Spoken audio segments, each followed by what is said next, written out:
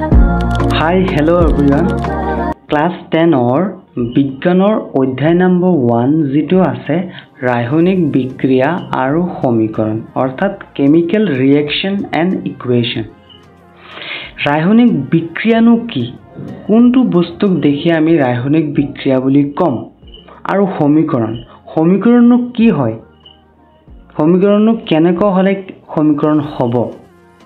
তাকে আজি মই তোমালোকক শিকাম। ৰাসায়নিক বিক্ৰিয়া মানে হ'ল এক বা একাধিক পদাৰ্থ মিলি নতুন পদাৰ্থ গঠন কৰা প্ৰক্ৰিয়াক কি বোলে? ৰাসায়নিক বিক্ৰিয়া বোলে। বুজিছা? এক্সাম্পলও চোৱা। হাইড্ৰোজেন আৰু অক্সিজেন মিলি কি হৈছে? পানী হৈছে। হাইড্ৰোজেন আৰু অক্সিজেন মিলি কি হৈছে? পানী হৈছে। বুজিছা? এটো দুয়োটা ৰিঅ্যাক্টেন্ট, দুয়োটা পদাৰ্থ, হাইড্ৰোজেনৰ পদাৰ্থ, অক্সিজেনৰ পদাৰ্থ, দুয়োটা ৰিঅ্যাক্টেন্ট মিলিহে কি হৈছে? ৰাসায়নিক বিক্ৰিয়া ঘটিছে। বুজিছা? আশা কৰো বুজিছা। আকৌ আৰু এটা এক্সাম্পল চোৱা। Fe কি হয়? লোহা হয় প্লাস অক্সিজেন। লোহা আৰু অক্সিজেন মিলি কি হৈছে?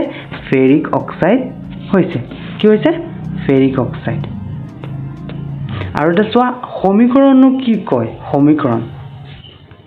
সমীকৰণনো কাক কয়? চোৱা, সমীকৰণ অৰ্থাৎ ইকুয়েশন। গণিতত আমি ইকুয়েশন বুলি ক'লে আমি এই ইকুৱেল চিনটোক কওঁ, যিটোৱে বুজায় দুয়োটা অংশত সমান। বুজিছা? সাপোজ চোৱা 6 + 7 = 13। বুজিছা? 6 + 7 = 13। এই ইকুয়েশন বা সমীকৰণ ইন গণিতত বুজায়।